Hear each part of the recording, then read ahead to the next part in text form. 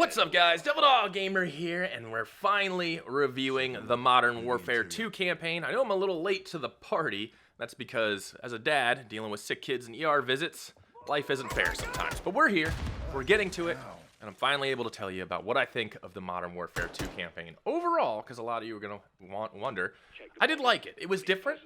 Of course, you had stupid missions, you had amazing missions, you had things that didn't make any sense realism-wise. But overall, the campaign wasn't bad. I wouldn't say it's top 3 campaigns ever for Modern Warfare in Call of Duty, but I would say it's definitely top 5, top 6, for sure. The biggest thing I loved about the Modern Warfare 2 campaign is the graphics. The graphics were amazing. I mean, I wish I could have completely turned the HUD off. I don't know why they don't allow you to, because God, it was beautiful. It was great. I literally pushed everything I could to the max, and every second of it just looked absolutely fantastic. And really set, like, 2019 Modern Warfare was awesome looking. 2022 Modern Warfare 2 took it to a whole new level, and it was amazing. I mean, just looking at the Amsterdam mission and walking around Amsterdam, it was gorgeous. Absolutely gorgeous, and definitely one of the better looking Call of Duties we've ever had. The graphics were top notch. Now it just makes me really excited to see if the graphics kind of stay around like that for some of the multiplayer. The next best thing about this was the freaking cutscenes. Their mocap and just the animations and the acting that they had in these cutscenes, I got fully immersed. Like, I didn't want the cutscenes to end. The whole game could have been a fucking cutscene, and I would have been like, bro, it's amazing. They were awesome. I mean, just the cutscenes themselves were movie quality, really set a high bar. I don't think I'll ever take a cutscene seriously again unless it looks like it did in Modern Warfare 2. It was absolutely on freaking point. Loved every second of it. I mean, just like the interrogations, all the cutscenes. They were just fucking fantastic, dude. Of course, you had your always have to have an AC-130 mission. There are actually 2 of them, which I think was a little much. They could have just left it at the 1. The AC-130 mission, though, was absolutely amazing. The graphics from the FLIR and just seeing, you know, the splashes was awesome. And they actually upgraded it to actually have the Hellfires, which now AC-130s and C-130s can carry Hellfires, and they've been able to do that for a while now. So having them add that to the AC-130 in the missions was a really cool thing, because, like, a lot of people really don't follow that C-130s actually can carry Hellfires. So for them to see that, I'm like, all right, they're kind of paying attention. Someone's paying attention in there, but not always. We did have some things that made me kind of cringe realism-wise. In the first mission where you have to go and try to chase down the Iranian from AQ, you get dropped off by a CH-53. Modern Warfare has just a real hard-on with the CH-53. I don't know why. Immediately after it drops you off, it flies directly over the target house. That doesn't happen. You would never do that. Plus, it flew in alone. It didn't have any support and got shot down immediately. And I'm like, oh, bro, well, that's why you don't freaking do that. That's cool. Then, of course, one of the Raiders was a private, which will never happen. This isn't 2007, 2008. There's not going to be a private in the Raiders. And then the freaking Apache comes to rescue you by hovering directly over 8, armored vehicles, firing with its gun, which it had 2 main guns, which was weird, and firing Hellfires at point-blank range. Apaches won't do that. That's not how they provide fire support, and no one would do that. And I was like, all right, there's a lot of things I can pick out that were definitely like, okay, this goes against realism, but we can maybe save that for another video. Then, of course, we did have one mission that I thought was absolute trash. The convoy mission, where you had to jump from vehicle to vehicle.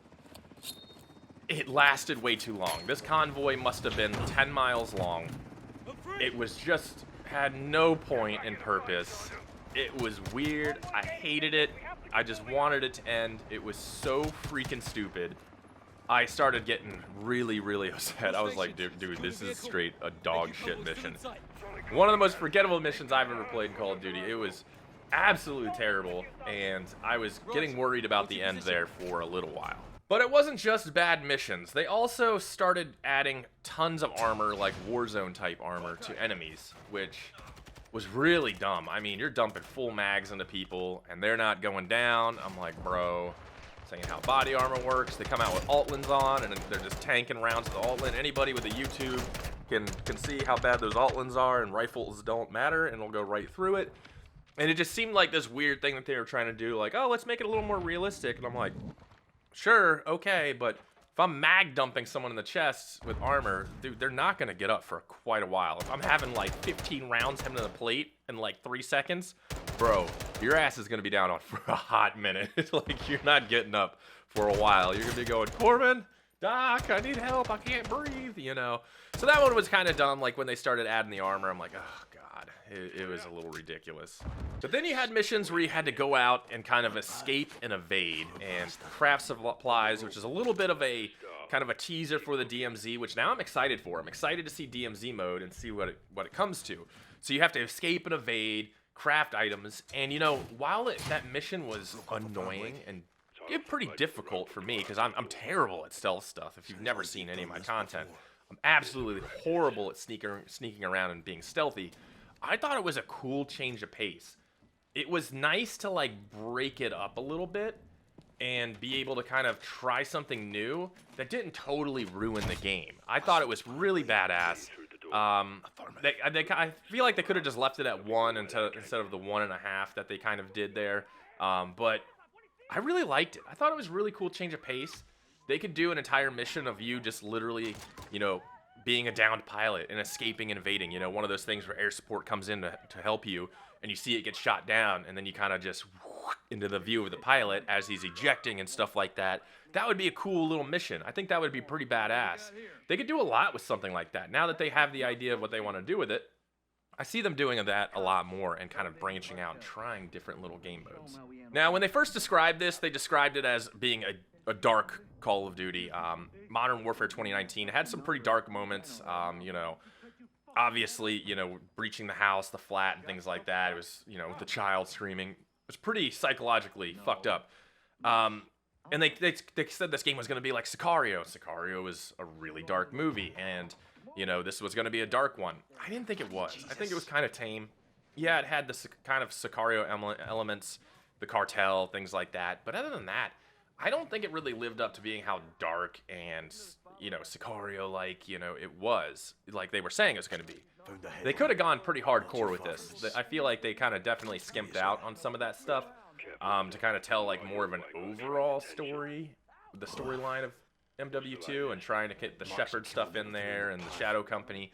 But I feel like that was kind of lackluster. They kind of teased us out to being like this cool, really dark, gritty, you know, Sicario-like Modern Warfare, and it kind of didn't live up to that. Then, of course, we had the, you know, all gillied up remake, which was pretty fun. I didn't hate it. A lot of people said that they hated it. I thought it was long. It was very long, and I did run into some bugs at the point. They did a good job with it, though, for a few reasons. For one, the thermals can't see through windows. You can't see through glass on thermals. So they had that in there. So I'm like, they're doing some freaking research. Their military advisors are actually doing something, for God's sakes, instead of calling CAS, CAS, and voice lines, which was fucking mind-blowing, because nobody does that. Their military advisors need to explain to them that they don't spell acronyms, you say acronyms. Like, I don't understand it. But they had that. The FLIRs looked amazing on that mission.